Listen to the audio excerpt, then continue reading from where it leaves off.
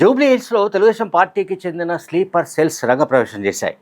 తెలుగుదేశం పార్టీకి చెందిన sleeper cells అంటే చంద్రబాబు నాయుడు పంపించిన స్లీపర్ సెల్స్ బహుశా ఆహ్, అక్కడ బీఆర్ఎస్ పార్టీని ఎట్లా ఓడించాలి, ఏ రకంగా ఓడించాలి అనే కాన్సెప్ట్‌తో ఆ స్లీపర్ సెల్స్ పనిచేస్తున్నట్టుగా తెలుస్తోంది.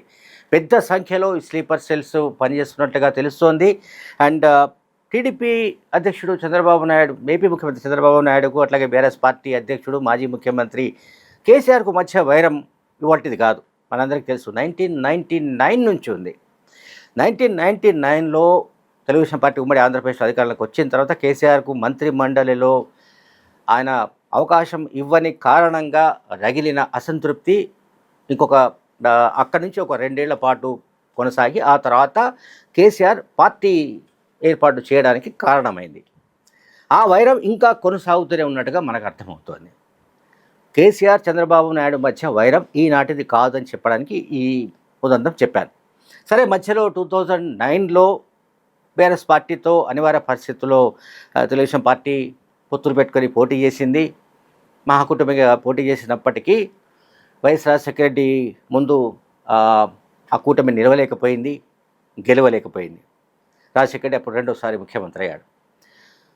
ఇప్పుడు మనం జూబ్లీ హిల్స్ ఉప ఎన్నిక గురించి మాట్లాడుతున్నాం. ఎందుకంటే ఇప్పుడు ట్రెండింగ్ టాపిక్ అదే. తెలంగాణలో ట్రెండింగ్ టాపిక్ ఏదైనా ఉంది అంటే Jubilee hills by election. So Jubilee hills by ఎలక్షన్స్లో సహజంగానే తెలుగుదేశం పార్టీ అయితే పోటీ చేయడం లేదు. తెలుగుదేశం పార్టీకి సాధారణంగా తెలంగాణలో ఆల్మోస్ట్ ఉనికి లేదనుకుంటున్న ఒక పరిస్థితి ఉంది. అయితే తెలుగుదేశం పార్టీ అభిమానులు, చంద్రబాబు నాయుడు మద్దతుదారులు చాలామంది ఉన్నారు. అట్లాగే సెటిలర్స్లో మరీ ముఖ్యంగా ఎంతో కాలంగా ఎన్నో దశాబ్దాల కిందటే వచ్చి స్థిరపడ్డ వాళ్ళు కూడా, అంటే కోస్తాంధ్ర కావచ్చు, రాయలసీమ కావచ్చు, ముఖ్యంగా కోస్తాంధ్ర కృష్ణా, గుంటూరు, ప్రకాశం, లేకపోతే నెల్లూరు, లేకపోతే ఈస్ట్ వెస్ట్ విశాఖపట్నం వరకు, విజయనగరం వరకు కూడా ఆ ప్రాంతాల నుంచి వచ్చి స్థిరపడ్డ వాళ్ళల్లో చాలామంది చంద్రబాబు నాయుడుకు ఇప్పటికీ మద్దతుదారులుగా ఉన్నారు. సో అదొక యాంగిల్. సో ఇప్పుడు నేను చెప్తున్నది ఏమిటంటే, ఇక్కడ పోటీ చేస్తున్న బీఆర్ఎస్ను ఎట్లా ఓడించాలి అనే పథక రచన ఆల్రెడీ అమరావతిలో జరిగింది. దాన్ని అమలు చేసే పనిలో తెలుగుదేశం పార్టీ సంబంధించిన అభిమానులు ఉన్నట్టుగా కూడా విశ్వసనీయంగా తెలుస్తోంది.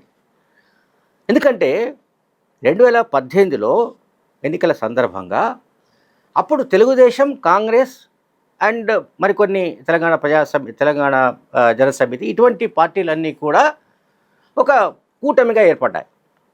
ఎవరికి? బీఆర్ఎస్ పార్టీకి వ్యతిరేకంగా. ఈ కూటమికి బీఆర్ఎస్కు మధ్య హోరాహోరీ పోరాటం జరిగింది. అయితే బీఆర్ఎస్ పార్టీయే ఎక్కువ సీట్లను గెలుచుకుంది, అధికారంలోకి వచ్చింది. సరే, రెండో టర్మ్లో ముఖ్యమంత్రిగా కేసీఆర్ అయ్యాడు. అప్పుడు చంద్రబాబు నాయుడు ఏపీ ముఖ్యమంత్రిగా ఉన్నాడు. 2019 ఎన్నికల్లో చంద్రబాబు నాయుడు ఓడిపోయారు. జగన్మోహన్ రెడ్డి అధికారంలోకి వచ్చాడు. ఇది వైసీపీ అధ్యక్షుడు. అయితే ఇక్కడ ట్విస్ట్ ఏంటంటే 2018లో చంద్రబాబు నాయుడు తెలంగాణకు వచ్చి బీఆర్ఎస్కు వ్యతిరేకంగా క్యాంపెయిన్ చేయడం, అంటే కూటమి తరపున ఆయన ప్రచారం చేయడాన్ని సహించలేని, జీర్ణించుకోలేకపోయిన కేసీఆర్ తప్పనిసరిగా రిటర్న్ గిఫ్ట్ ఇస్తాం చంద్రబాబు నాయుడుకి అని చెప్పాడు. అదే విషయాన్ని ఈ మధ్య ఒక టీవీ ఛానల్లో వర్కింగ్ ప్రెసిడెంట్ కేటీఆర్ కూడా అన్నాడు. అంటే ఒప్పుకున్నాడు. మేము 2018లో ఏదైతే చెప్పామో ఆ ఎన్నికల సందర్భంగా, తెలంగాణ అసెంబ్లీ ఎన్నికల సందర్భంగా మేము ఏదైతే చెప్పామో, రిటర్న్ గిఫ్ట్ తప్పకుండా ఇస్తామని చెప్పామో అది ఇచ్చామని చెప్పాడు కేటీఆర్. అంటే దాని అర్థం చంద్రబాబు నాయుడు ఓటమిలో మా వాటా ఉంది అని చెప్పడం, జగన్మోహన్ రెడ్డి గెలుపులో మా వాటా ఉందని చెప్పడం. సరే, అది పక్కన పెడితే ఇప్పుడు చంద్రబాబు నాయుడు ఆ మాటలు మర్చిపోలేదు. నేను రివర్స్ గిఫ్ట్ ఇవ్వదలుచుకున్నా, reverse return gift already KCR వైపు నుంచి ఒకటి 2019 అసెంబ్లీ ఎన్నికల్లో జరిగింది. ఇప్పుడు చంద్రబాబు నాయుడు జూబ్లీ హిల్స్ ఉప ఎన్నిక కాదు, నెక్స్ట్ 2028 అసెంబ్లీ ఎన్నికల్లో కూడా టీఆర్ఎస్ పార్టీ మళ్ళీ అసలు తలెత్తుకోలేకుండా అంటే తలెత్తుకో అంటే అధికారంలోకి రాకుండా చేయడానికి ఆయన ఇప్పటి నుంచే ప్లాన్స్ వేస్తున్నట్టుగా కూడా తెలుస్తుంది. సరే, కేసీఆర్ చంద్రబాబు నాయుడు మధ్య ఉన్న వైరం వ్యవహారాలన్నీ నేను ఇప్పుడే ఇంతకుముందు చెప్పాను బ్రీఫ్గా. సో నౌ ఇప్పుడు బీఆర్ఎస్ పార్టీని ఓడించే లక్ష్యంతోనే పనిచేయాలని చంద్రబాబు నాయుడు ఆదేశించినట్టుగా స్పష్టంగా మనకు సమాచారం అందుతోంది. ముఖ్యంగా జూబ్లీహిల్స్ కాన్స్టిట్యున్సీ మనం చాలా సందర్భాల్లో అనుకున్నట్టు ఒక టిపికల్ కాన్స్టిట్యున్సీ. అందులో ఎస్సీ ఎస్టీ బీసీ మైనార్టీలు ఉన్న ఏరియాసు, అట్లాగే సెలబ్రిటీసు, సినీ రంగ ప్రముఖులు, సినీ రంగానికి సంబంధించిన కార్మికులు ఉండే ప్రాంతాలు, ఎలైట్ పీపుల్ ఉండే ప్రాంతాలు, ఇవన్నీ కూడా డిఫరెంట్గా ఉన్నాయి. సో సెటిలర్స్ను, అట్లాగే కమ్మ సామాజిక వర్గం వాళ్ళను, వీళ్ళందరినీ కూడా ఆయన తన నెట్వర్క్ను ప్రయోగించి వాళ్ళెవరు కూడా అటువైపు ఓటు వేయకుండా, కారుకు ఓటు వేయకుండా చూసే విధమైన ఆదేశాలు ఇచ్చినట్టు తెలిసింది. సో అది ఎంతవరకు సక్సెస్ అవుతుంది, ఎంతవరకు వర్కౌట్ అవుతుందని వేరే విషయం. ఇక్కడ కాంగ్రెస్ గెలుపు రేవంత్ రెడ్డిని ఏదో గెలిపించాలని, లేకుంటే కాంగ్రెస్ అభ్యర్థిని గెలిపించాలని కాన్సెప్ట్ కాదు. చంద్రబాబు నాయుడు కాన్సెప్ట్ ఏంటంటే బీఆర్ఎస్ పార్టీని ఓడించాలి.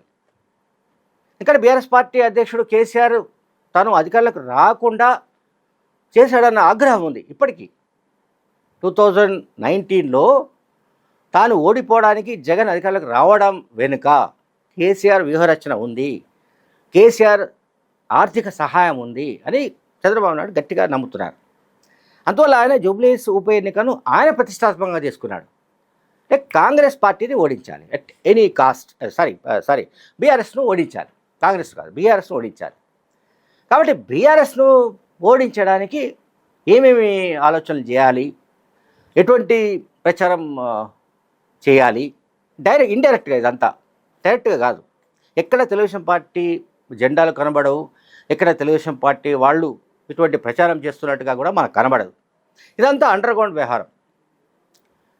అండర్ గ్రౌండ్గా ఇదంతా లోపాయికారిగా ఈ వ్యవహారాలు జరుగుతున్నట్టుగా అత్యంత విశ్వసనీయంగా తెలిసింది. సో దీని ప్రకారం ఏ రకంగా ఇది వర్కౌట్ అవుతుంది ఏమిటి అనేది మనం చూడాల్సిన అవసరం ఉంది. అండ్ మోరోవర్ 2014లో మాగంటి గోపీనాథ్ ఎవరైతే రీసెంట్గా చనిపోయారో ఆయన 2014లో తెలుగుదేశం పార్టీ టికెట్ పైన గెలిచాడు ఎమ్మెల్యేగా. ఆ తర్వాత మారిన పరిణామాల్లో భాగంగా ఆయన టీఆర్ఎస్లో చేరాడు.